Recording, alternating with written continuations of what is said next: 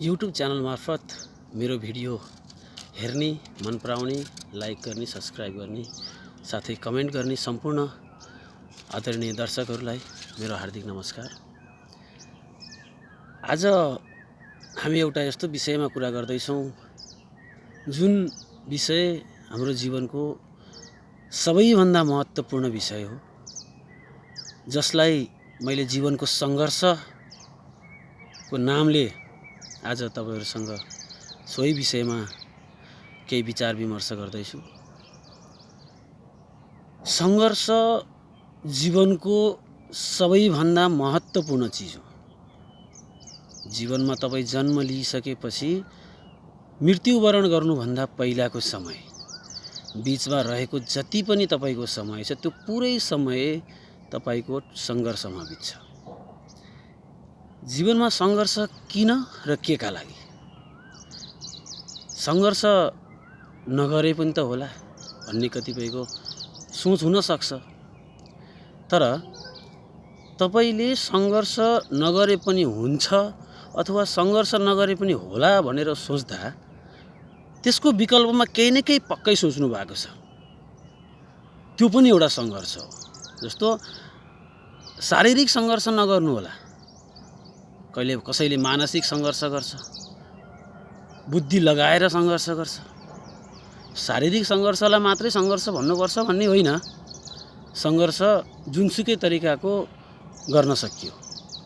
तर सङ्घर्ष केका लागि? जीवनमा यदि सङ्घर्ष नै रहेन भने जीवन रहँदैन। जीवनमा यदि सङ्घर्ष रहेन भने जीवन रहँदैन।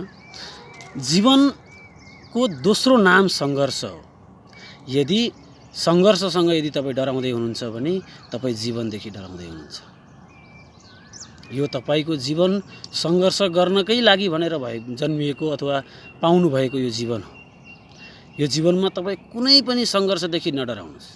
सक्नुहुन्छ भने सङ्घर्ष खोजेर गर्नुहोस्। प्रत्येक कुरामा तपाईँ सङ्घर्ष गर्नुहोस्। सहजतापूर्वक हुने काममा सङ्घर्षपूर्वक सम्पन्न गर्नुहोस्।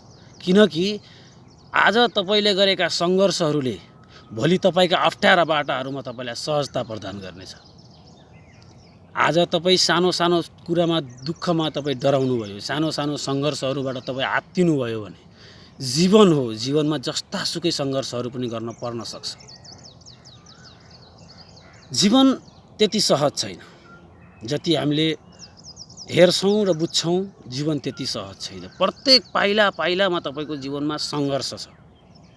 सङ्घर्ष जीवनको, जसरी महिला र पुरुषलाई जीवनको एक रथका दुई पाङ्ग्रा मानिएको छ, त्यसै गरी जीवनमा कर्म र सङ्घर्षलाई पनि जीवनको दुई पाङ्ग्रा मानिएको छ।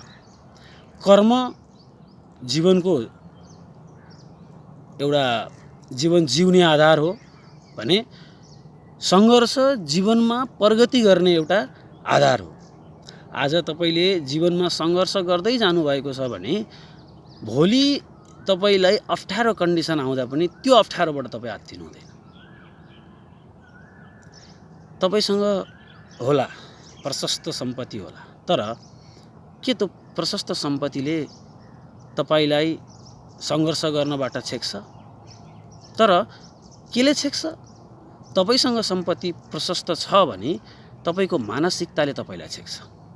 मसँग छ, म केका लागि गरौँ? यो जीवनमा सबैभन्दा ठुलो भुल हो।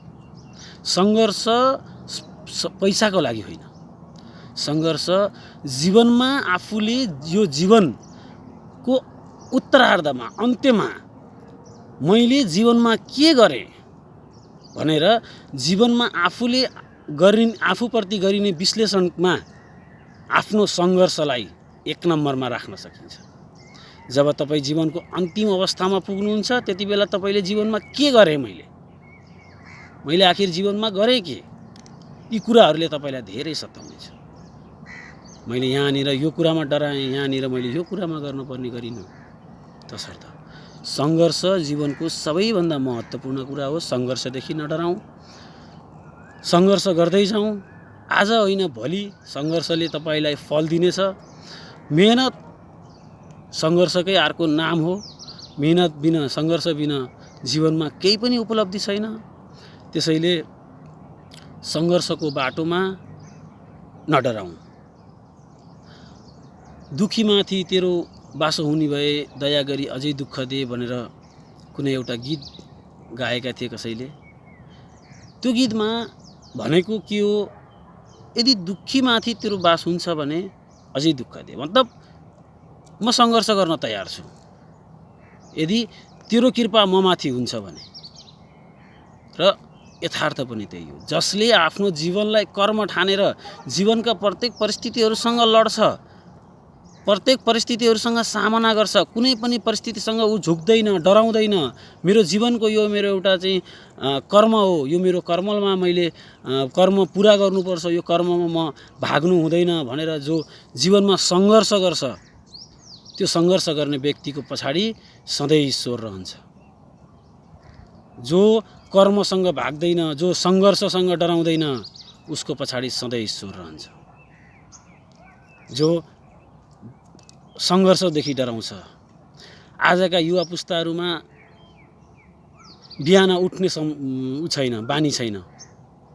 आजका युवाहरू ढिलो समयसम्म नसुत्ने र बिहान ढिलो समय उठ्ने, यो एउटा सबैभन्दा नराम्रो बानी युवाहरूमा एउटा चाहिँ विकास भइरहेछ।